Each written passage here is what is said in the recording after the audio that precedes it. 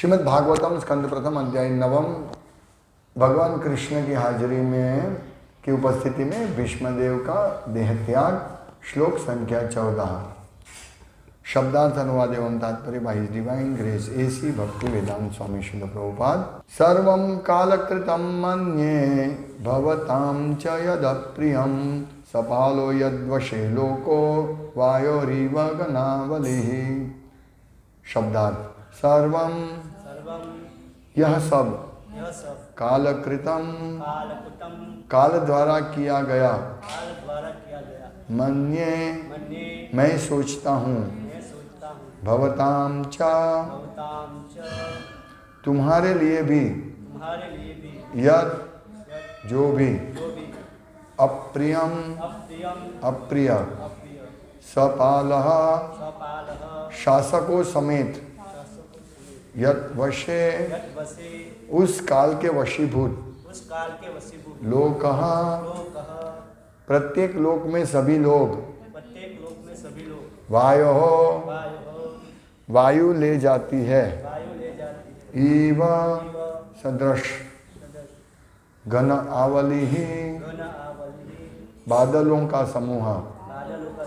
अनुवाद मेरे विचार से यह सब प्रबल काल के कारण हुआ है जिसके वशीभूत होकर हर कोई व्यक्ति प्रत्येक लोक में मारा मारा फिरता है। जिस प्रकार वायु द्वारा बादल इधर से उधर ले जाए जाते हैं। तात्पर्य इस ब्रह्मांड के भीतर सारे अंतरिक्ष में काल का नियंत्रण उसी तरह है जिस प्रकार सारे लोकों में उसका नियंत्रण है। सारे बड़े बड़े ग्रह जिनमें सूर्य भी सम्मिलित है वायु के बल के द्वारा उसी प्रकार नियंत्रित है जिस प्रकार वायु के वेग से बादल इधर से उधर ले जाए जाते हैं। इसी प्रकार अपरिहार्य काल वायु तथा अन्य तत्वों की क्रिया को भी नियंत्रित करने वाला है। अतएव प्रत्येक वस्तु सर्वोपरि काल द्वारा नियंत्रित है जो इस भौतिक जगत के अंदर भगवान का सबसे शक्तिशाली प्रतिनिधि है। अतएव युधिष्ठिर को इस काल की अकल्पनीय क्रिया से दुखी नहीं होना चाहिए। मनुष्य जब इस भौतिक संसार की स्थितियों में रहता है तब तक उसे काल की क्रिया प्रतिक्रियाओं को सहन करना होता है। युधिष्ठिर को यह नहीं सोचना चाहिए कि उन्होंने पिछले जन्म में पाप किया था जिसका परिणाम उन्हें भोगना पड़ रहा है। बड़े से बड़े पुण्यात्मा को भी भौतिक प्रकृति की दशाओं को भोगना पड़ता है, लेकिन पुण्यात्मा भगवान के प्रति श्रद्धावान होता है क्योंकि वह प्रामाणिक ब्राह्मण धर्मात्मा वैष्णव द्वारा निर्देशित होता है।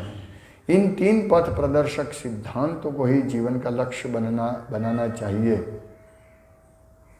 इन तीन पथ प्रदर्शक सिद्धांतों को ही जीवन का लक्ष्य बनाना चाहिए। मनुष्य को शाश्वत काल की चालों से विचलित नहीं होना चाहिए।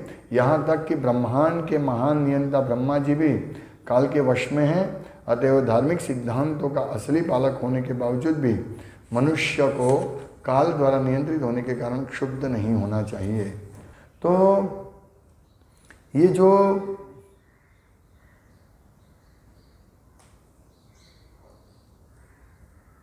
वायु है, वायु पूरे हम देखते हैं घने बादल होते हैं तो इधर और उधर से इधर जाते हैं, इधर से उधर आते हैं, तो कौन कंट्रोल करता है? वायु। और सिर्फ वायु ये बादल को कंट्रोल नहीं करते हैं, लेकिन सूर्य की गति, सब ग्रहों की गति को भी कंट्रोल करते हैं वायु। वायु से ही सब, मतलब वायु कितना प्रबल शक्तिशाली है। लेकिन यहाँ कहा है, प्रभुपाद कहते हैं कि ये जो वायु है और अन्य तत्वों की क्रिया को भी कौन नियंत्रित करने वाला है? काल, अपरिहार्य काल, जिसको टाला नहीं जा सकता, समय काल। और श्री प्रभुपाद कहते हैं ये काल इस विश्व में भौतिक जगत में भगवान का सबसे शक्तिशाली प्रतिनिधि है। काल एक एक चीज को काल एक क्षीण करता है। हमारे पर भी काल का प्रभाव है। इसीलिए हम लोग, क्या होता है हमारा, हम लोग अभी छोटे बच्चे से फिर धीरे धीरे धीरे हमारा विकास होता है। विकास होने के बाद थोड़े समय हम रहते हैं, आड़ पैदाश उत्पन्न करते हैं और फिर धीरे धीरे क्षय होता है और फिर नाश होता है, हमारा विनाश। 6 अवस्था में हम पसार होते हैं। जन्म लेना, बड़े होना, फिर टिके रहना, आड़ पैदाश उत्पन्न करना, क्षीण होना और मृत्यु। ये 6 परिवर्तन है। वो इसका मुख्य प्रभाव क्या है? काल। अभी ये जंग लग गया है पूरा, किसकी वजह से? काल की वजह से। कोई चीज इस जगत में नया नहीं रहता। काल समय पसार होता है, सबका ये कर लेते हैं, सबका क्षीण नाश करते हैं। उसका एक ही कार्य है। जब अर्जुन को भगवान ने पूछा, भगवान को अर्जुन ने पूछा कि हे विश्वेश देवेश, आप कौन हो? क्योंकि भगवान ने विश्वरूप दिखाया, तो वो विश्वरूप में पूरे देवता, असुर, राक्षस और सब भगवान, राक्षस भगवान के दांतों के बीच में चबा रहे भगवान। जैसे हम वरियाली खाते हैं ना, तो भगवान ऐसे बोले कौन हो? सब देवता तेजी से, जिस प्रकार पतंगिया तेजी से अग्नि की ओर भागता है, फ्लड लाइट होती है ना बढ़िया, तो उधर पतंगिया जंतु बहुत आते हैं। उनको लगता है कि इसमें बहुत रोशनी है, इसमें कुछ है, हमको कुछ मिलेगा। वो आएंगे तो क्या मिलेगा? उसको मृत्यु मिलेगा। इसी प्रकार पूरे देवता लोग, असुर लोग सब तीव्र वेग से भगवान के मुंह की ओर, जलता हुआ मुख में सब प्रवेश होते हैं और मृत्यु के क्षण हो रहे हैं। तो अर्जुन ने पूछा ये कौन है आप? तब भगवान कहते मैं इन सब का विनाश करने वाला काल हूं। और भगवान बता देते कि आप पांडवों और 2-4 के अलावा सबको मैं यहां नाश करने आया हूं। मतलब भगवान का काल तो नाश करने ही वाला है। इसीलिए भगवान कहते हैं अर्जुन को कि तुम तुम्हारा कर्तव्य करो। ये तो इन सबको तो मैंने मार दिया है, तुम सिर्फ अपना कर्तव्य करो। माम अनुस्मर युद्ध च, तुम मेरा स्मरण करके युद्ध करो। तो काल भगवान का प्रतिनिधित्व है। लेकिन जो व्यक्ति काल से परे हो जाता है, भगवान के शरण में जाते हो, काल से परे हो जाता है। आयुर्हर्ति वै पुंसाम उद्दैन्नस्त चयन्नसो। आयुर्हर्ति वै पुंसाम, वो मनुष्य की आयु हर लेते हैं। किसकी? कौन हरता है? उद्दैन्नस्तम चयन्नसो, फिरता हुआ सूर्य, सूर्योदय से सूर्यास्त होता है तो आयु हरण करते हैं। एक्चुअली सूर्य का उदय से उद्दैन्न चयन्नसो, फिरता हुआ सूर्य। तो किसका आयु नहीं होता है? तस्यर्थे किसका? उनका। तस्यर्थे क्या है?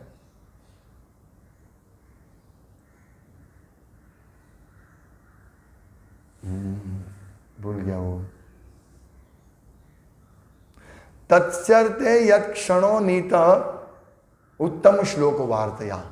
तस्यर्थे ते व्यक्ति, वो व्यक्ति का जो यत् क्षणो, जो अपनी क्षण अपना समय बिगाड़ते नहीं है, उसका कुछ नहीं होता है। किसका? जो उत्तम श्लोक वार्तया, जो उत्तम श्लोक भगवान हरि, भगवान श्री कृष्ण की कथा में रुचि लगते हैं, उनका काल प्रभाव नहीं करता है। उनका सूर्योदय से सूर्यास्त में उनको कुछ नहीं होता है। तो ये काल सबको प्रभावित करता है।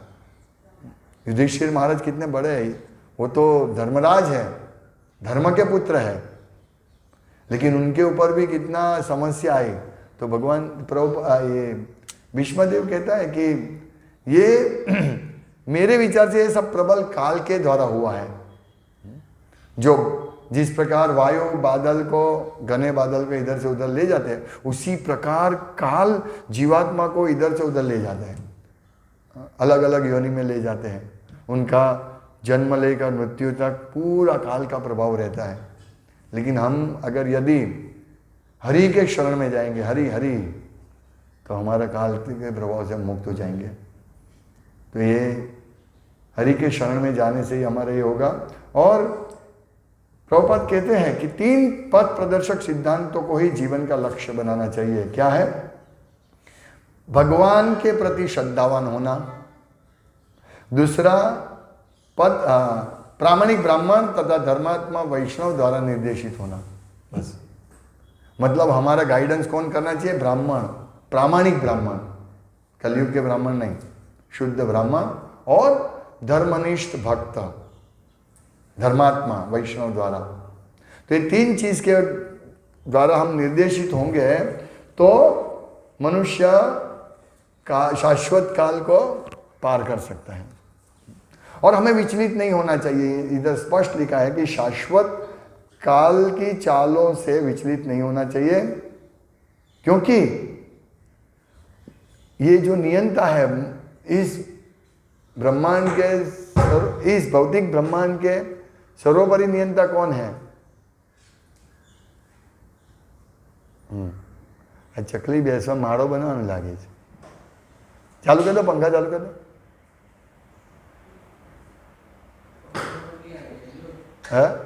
ના ના, એ તો બહુ હોશિયાર હોય, પંખામાં કેવી રીતે આવે? તો નહીં, શોધવા આવી છે, એનું ઘર બાંધવા આવી છે, 2 બેડરૂમ હોલ કિચન। तो यहाँ हाँ, ब्रह्मा जी जो इस भौतिक, इसमें भौतिक ब्रह्मांड के महान नियंता, वो भी काल के वश में है, सब काल के वश में है। ब्रह्मा जी के ऊपर भी काल चलता है, आप सोचिए। तो काल किसको छोड़ता नहीं है सिवाय उनको जो हरि कथा में व्यस्त है। तो हमें हरि कथा हमेशा चलती रहनी चाहिए हमारी जीवा पर।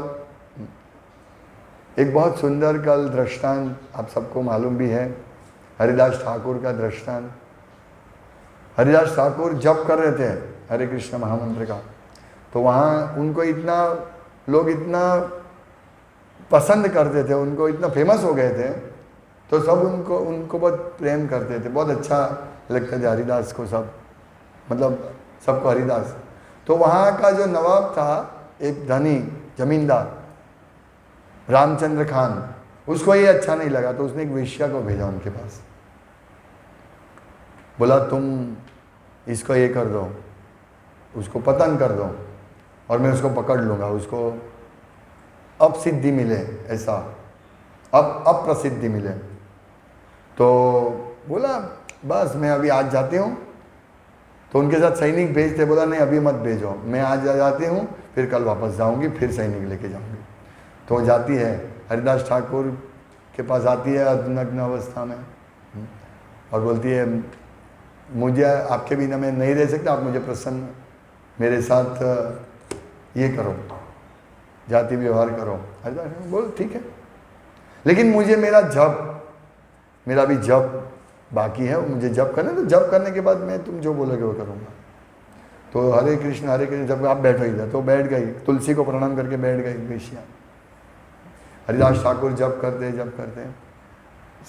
रात हो गई, पूरा रात बीत गई, लास्ट प्रहर था, वेश्या को नींद आने लगी, वो बोली चली जाती, ओ ठीक है कल आप आना, कल वो चली जाती है।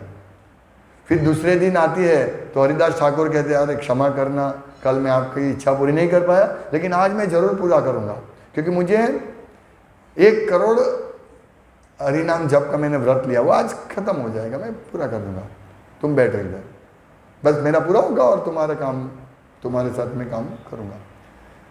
पूरा रात जप करते हैं, वापस वेश्या थक जाती है, बोला चल कल तो पक्का, अभी मेरा पूरा होने है, लेकिन क्या करूँ, नाम खत्म नहीं होता है, मेरा जो व्रत है वो पूरा नहीं हो रहा।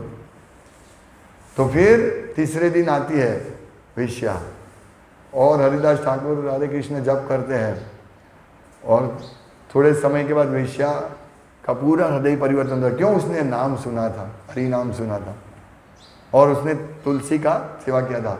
वो माफ़ी उनको प्रणाम किया और माफ़ी मांगने लगी कि मैं आपको भ्रष्ट करने आई थी। हरिदास ठाकुर का मुझे मालूम था, मैं ये तुम्हारा कोई कसूर नहीं, मैं रामचंद्र खान को जानता हूँ और मुझे मालूम था, मैं चाहता तो यहाँ से निकल जाता, लेकिन मुझे तुम्हारा उद्धार करना था, इसीलिए मैं यहाँ बैठा था।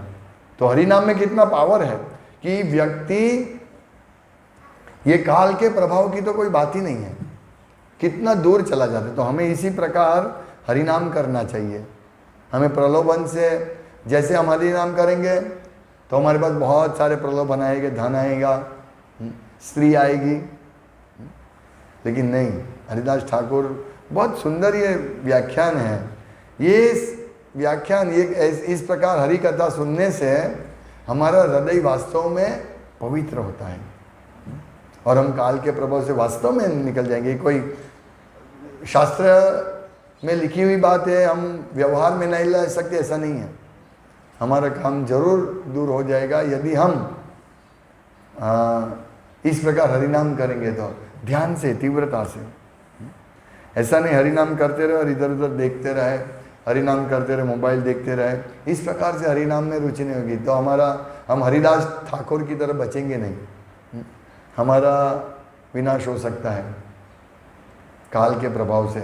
इसीलिए काल से हमें सदा सावचेत रहना चाहिए, क्योंकि ब्रह्मा जी भी काल के प्रभाव के कारण देखो अपनी ये उन्होंने वो भी काल के प्रभाव में आके 2-3 बार ऐसे कृष्ण के विरुद्ध कार्य कर चुके। कृष्ण के पहले तो कृष्ण के बछेरों को वो अपहरण करके लेके गए, गोप बालक को, बछेरे को। तो ये ब्रह्मा जी भी मुक्त नहीं है काल के प्रभाव से, बहुत शक्तिशाली। सोचिए ब्रह्मा जी कौन है और हम कौन है। ब्रह्मा जी कितने महान जीवात्मा है, भगवान से सीधा उन्होंने मंत्र लिया था। वो ब्राह्मण दीक्षित हुए थे, भगवान ने उनको मंत्र दिया था ब्रह्मा जी को। तो वो काल के प्रभाव से ब्रह्मा जी भी मुक्त नहीं, तो हमारी तो बात ही क्या करें। लेकिन हमारे साथ जो भी घटना बनती है, जो भी घटना बनती है वो हमें समझना चाहिए ये काल के कारण है, इसीलिए हमें उससे विचलित नहीं होना है। बस ये कल भी मैंने बताया था कि हमारे पर जितना भी विपत्ति आती है, हमें ये सोचना नहीं है अरे यार ये विपत्ति है, इसके कारण है, उसके कारण है। नहीं, सब विपत्ति का कारण कौन है? काल। क्योंकि यहां युधिष्ठिर महाराज स्वयं धर्मराज, धर्म के कदम पर चलने वाले, कभी पाप उन्होंने जीवन में नहीं किया था, जीवन में झूठ नहीं बोले थे, ऐसे धर्मात्मा। ये खिड़की बंद कर दो विलास, वो अभी कहीं पे भी घोंसला बनाएगी, उसको बाहर निकाल के अभी वो साइड की खुला रखो, पहले इधर से उसको निकालो, इधर से निकालो फिर ये बंद कर दो। वो उधर से निकालेंगे तो वापस इधर आ जाएगी। जो देखो अंदर घुस रही है नीचे કેટલા બધા માળા છે ત્યાં નથી જતી, અહીંયા આવી ગઈ, નસીબદાર છે, कीर्तन સાંભળશે। हरिदास ठाकुरे કહેલું चैतन्य महाप्रभु की आज स्थावर जंगम का कौन उद्धार करेगा? बोला आपका हरिनाम इतना पावरफुल है कि जो भी पशु पक्षी पेड़ ये सब भी सुनेंगे तो उनका उद्धार हो जाएगा। ये हरिनाम ऐसा है। तो हरिनाम की वजह से हम काल से बच सकते हैं। काल ये जो काल की युधिष्ठिर महाराज को ये दुख था कि उनकी वजह से ये सब मर गए, लेकिन आगे भी भीष्मदेव कहेंगे कि नहीं, ये पूरा काल का प्रभाव है। काल के आगे कोई भी सब कोई लाचार है, कोई भी उससे मुक्त नहीं हो सकता है। यही है कि जिसके वशीभूत होकर, काल के वशीभूत होकर हर कोई व्यक्ति प्रत्येक लोक में मारा फिरता है।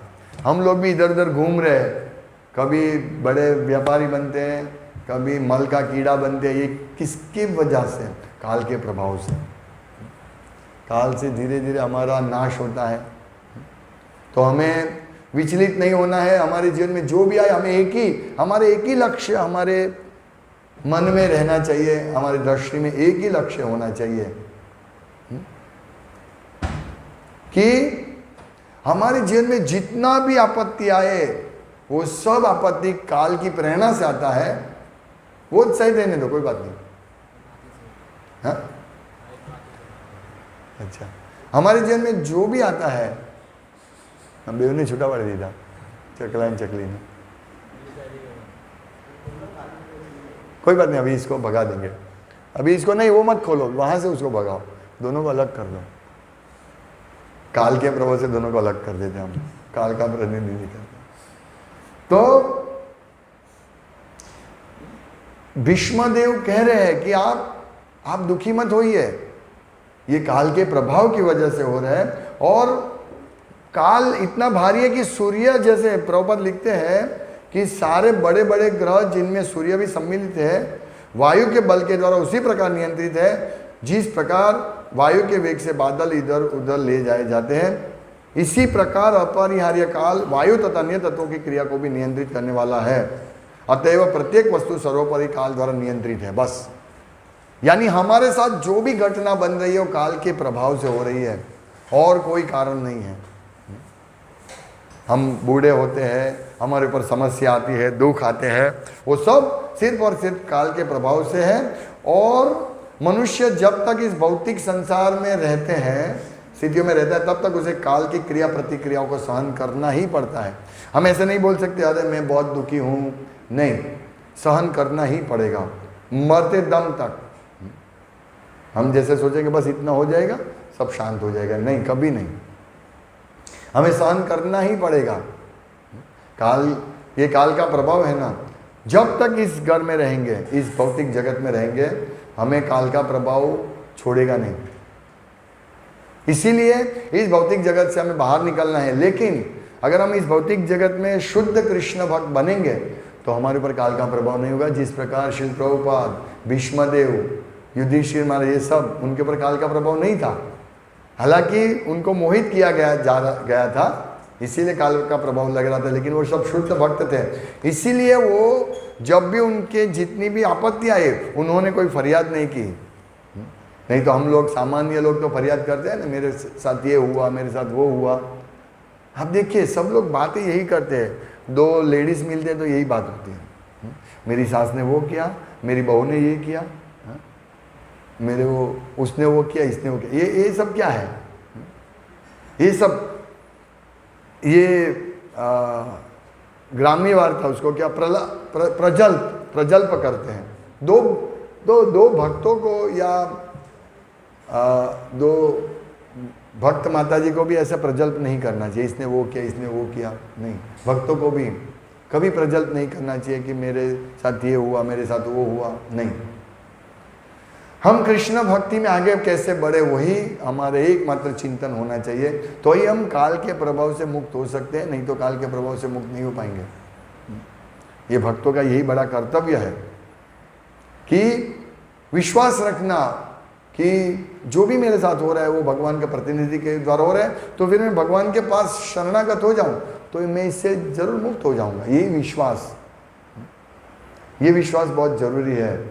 और इसीलिए युधिष्ठिर महाराज को भीष्म पितामह कह रहे कि आप इस काल के अपरिहार्य अकल्पनीय क्रिया से दुखी मत होइए। हम लोग जब तक रहेंगे इस जगत में दुखी रहेंगे। तो सोचिए,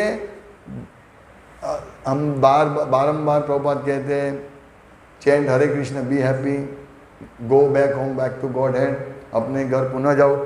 तो हम लोग तो सुनते हाँ भगवत धाम जाना, भगवत धाम जाना, इसको हम सामान्य मानते हैं। नहीं, ये सब घटना से हमें सीख लेनी चाहिए कि हमारे जीवन में भी इतने सारी मुश्किलें आएगी और हमें इससे विचलित नहीं होना है। तब हमको भगवत धाम जाने का कितना मूल्य है वो हमें पता चलेगा। और ये मूल्य पता चलेगा तो हम इस भौतिक जगत में आनंद भोगने के लिए तैयार नहीं रहेंगे। हम जल्दी से जल्दी इस भौतिक जगत से निकलने का प्रयास करेंगे और हमें यही प्रयास करना चाहिए। हरि के शरण में जाकर, जो काल के मूल मालिक है हरि कृष्ण, तो हमें कृष्ण के शरण में जाना है। काल मथा विलंबे जीवन तिलोम विलजा जगदंड नाथा विष्णुर महान यस्य कला विशेषो गोविंद मादि पुरुषम तमम भजामि। जिसके एक श्वास से, यस्य, जिनके एक श्वास से करोड़ों साल का आयुष्य भुगतने वाले ब्रह्मा जी का भी विनाश होता है।